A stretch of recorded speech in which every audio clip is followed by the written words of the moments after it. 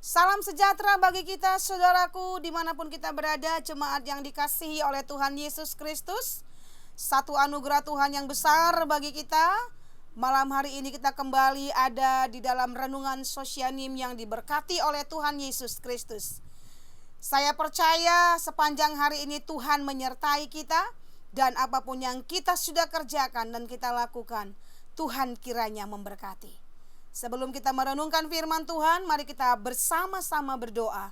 Kiranya Roh Kudus menolong dan memimpin kita untuk mengerti setiap maksud firman Tuhan. Mari kita berdoa. Bapa di dalam surga, kami mengucap syukur untuk anugerah-Mu bagi kami. Kami bersyukur untuk kehidupan kami, Tuhan. Kami mengakui kami ada sebagaimana kami ada semua karena kemurahan Tuhan. Dan biarlah waktu-waktu yang Tuhan masih beri untuk kami bersama bersekutu lewat firman dan Roh Kudus, kami boleh alami itu. Dan kami boleh melihat kemenangan demi kemenangan.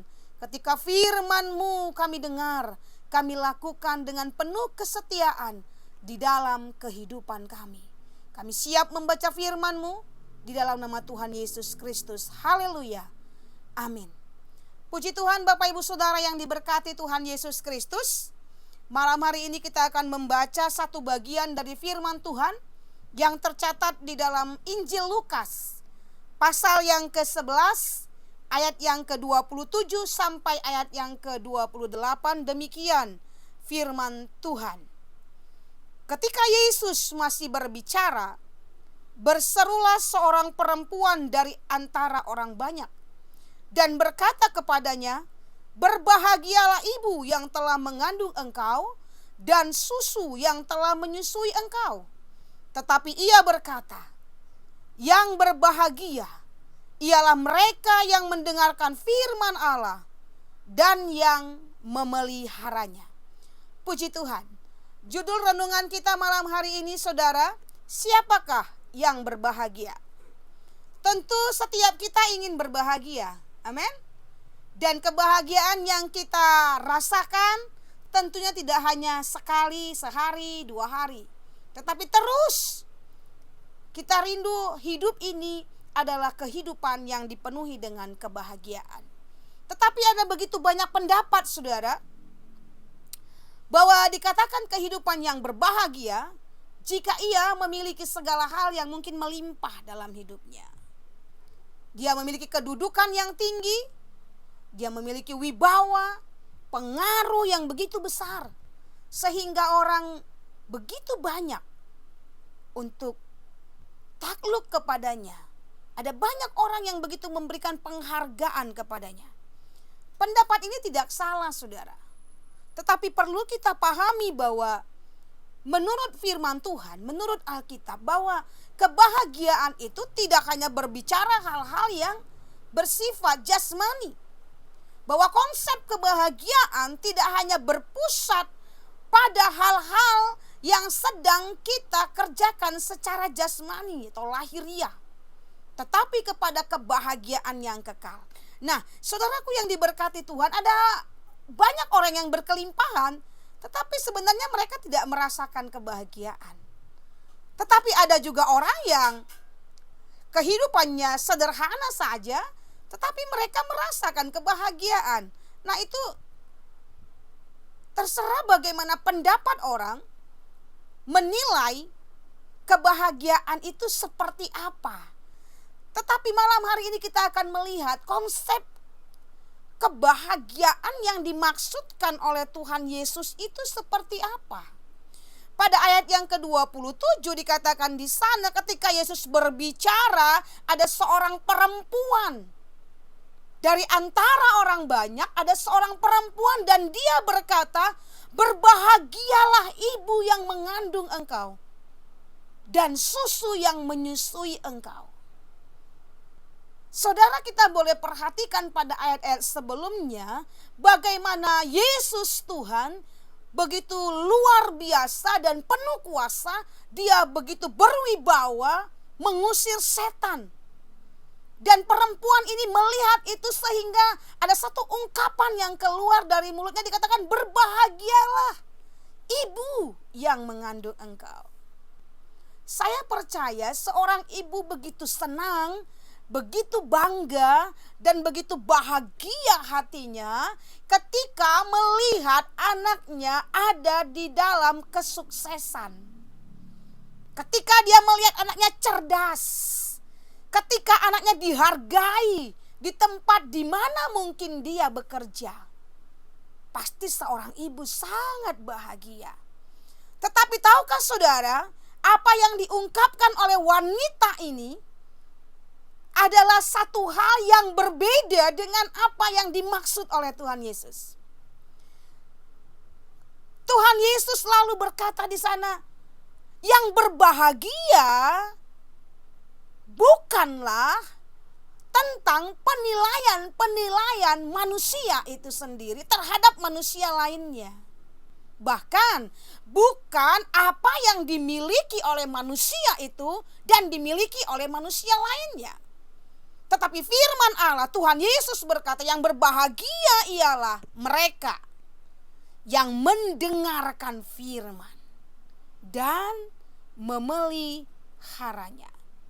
Konsep kebahagiaan yang disampaikan oleh Tuhan Yesus sangat berbeda dengan apa yang dimaksud oleh perempuan ini.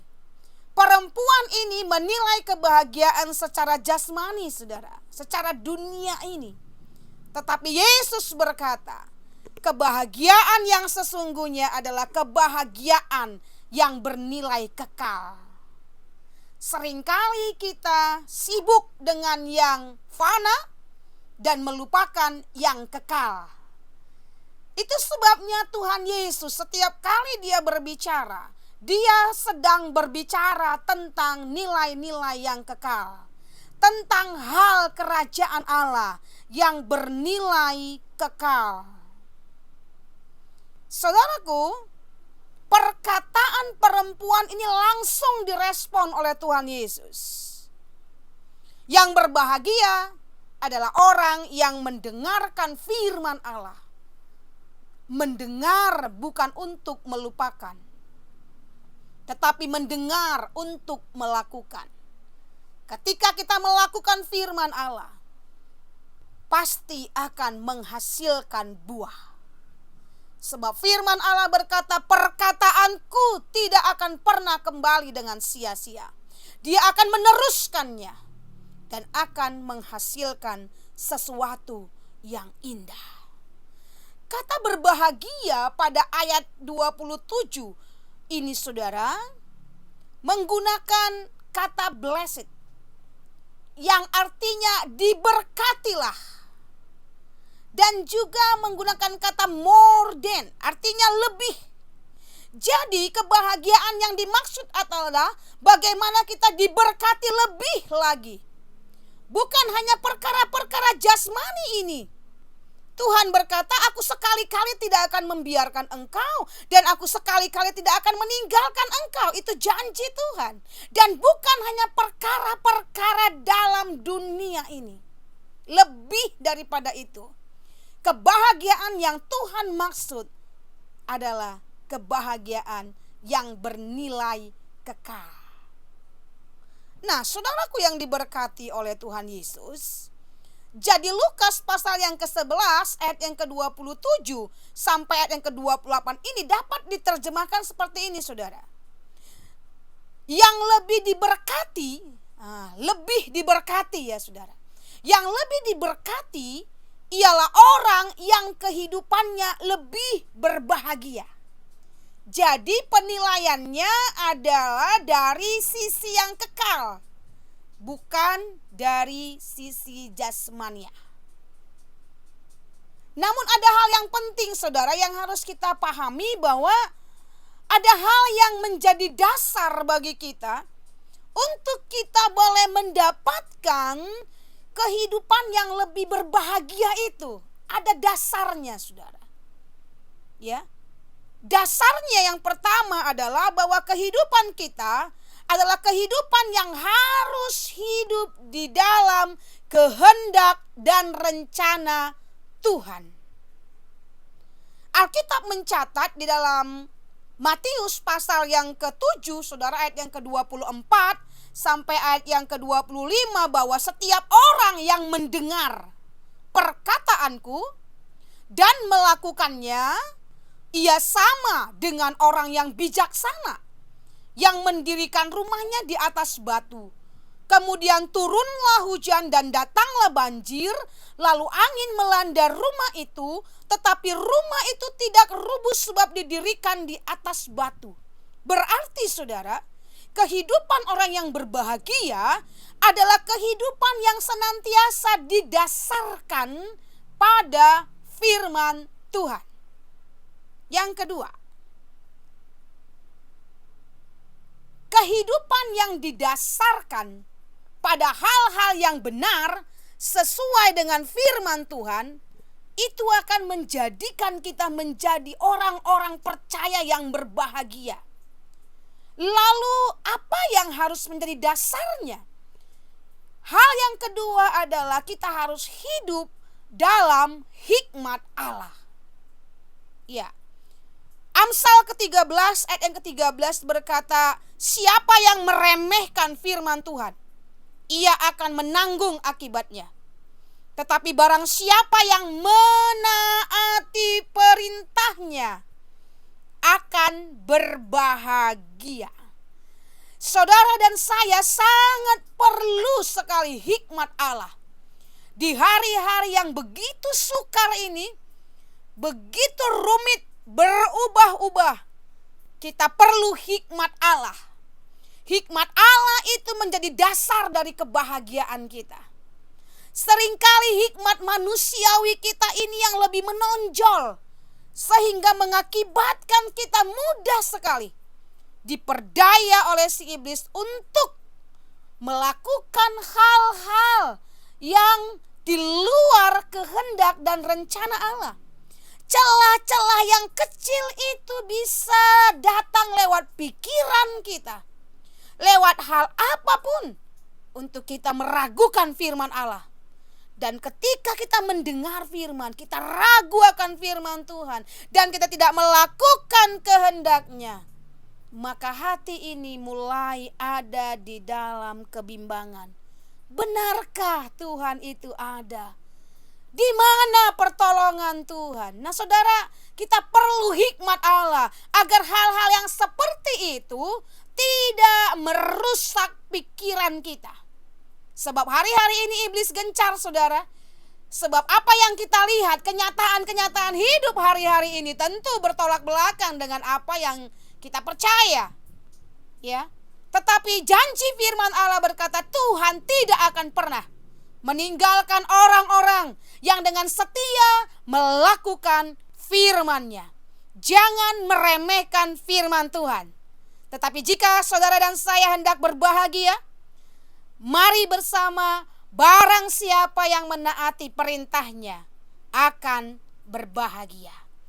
Nah saudaraku yang diberkati oleh Tuhan Yesus Kristus, hal mendasar apa lagi yang harus kita kerjakan dalam hidup ini, supaya kebahagiaan yang sesungguhnya dapat kita alami dalam kehidupan kita sebagai orang-orang percaya. Yang ketiga saudara, hiduplah dengan tidak terikat terhadap hawa nafsu dunia.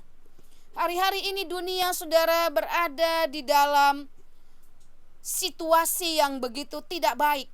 1 Yohanes 2 ayat 16 sampai ayat yang ke-17 berkata, sebab semua yang ada di dalam dunia, yaitu keinginan daging dan keinginan mata serta keangkuhan hidup, bukanlah berasal dari Bapa, melainkan dari dunia. Dan dunia ini sedang lenyap dengan keinginannya. Tetapi orang yang melakukan kehendak Allah tetap hidup selama-lamanya. Dunia ini bersifat fana saudara. Cepat atau lambat pasti lenyap. Tetapi jika kita hidup dalam pimpinan Roh Kudus dan membuat kita hidup dan berjalan dalam kehendak dan rencananya. Oleh sebab itu, saya percaya setiap orang-orang yang sudah di dalam Kristus, bahkan yang di luar Kristus, mereka ingin berbahagia. Tetapi kebahagiaan seperti apa yang mereka inginkan, itu ada pada keputusan-keputusan mereka. Tetapi saya berdoa bahwa kebahagiaan yang saudara dan saya sedang nantikan adalah kebahagiaan yang bernilai kekal. Oleh sebab itu saudaraku yang diberkati Tuhan, tetap berpegang, melakukan firman Tuhan, dan jadikan firman itu menjadi kesukaan. Amin. Mazmur 1 ayat yang ketiga. Tetapi yang kesukaannya ialah Taurat Tuhan. Merenungkan firman siang dan malam, apa saja yang diperbuat Tuhan menjadi berhasil. Mari bersama alami firman Tuhan ini saudara, sehingga damai sejahtera Allah dan kebahagiaan yang sesungguhnya yang datangnya dari Yesus Kristus Tuhan sungguh menjadi bagian kita ketika kita di hari-hari ini terus mengerjakan keselamatan yang Tuhan sudah anugerahkan. Haleluya. Mari kita berdoa. Bapa di dalam surga, terima kasih untuk kebahagiaan yang datangnya dan bersumber daripada Engkau. Terima kasih Engkau mengingatkan kami malam ini bahwa kebahagiaan kami yang sesungguhnya adalah ketika kami mendengarkan firman-Mu, melakukannya, mentaatinya, dan memeliharanya dalam kesetiaan dan ketaatan di hadapan-Mu. Mampukan kami Tuhan untuk tetap menjadikan firman-Mu menjadi pedoman kami, menjadi kesukaan dalam diri kami, dalam pengiringan kami akan Engkau, bahkan dalam mengerjakan keselamatan kami di hari-hari ini. Biar firman-Mu menjadi sumber dari segala sesuatu apapun yang akan kami lakukan. Terpujilah Tuhan sampai selama-lamanya. Demi nama Yesus kami percaya firman-Mu ajaib dan berkuasa, sanggup melakukan segala sesuatu dalam hidup kami. Dalam nama Yesus kami berdoa. Amin. Tuhan Yesus memberkati.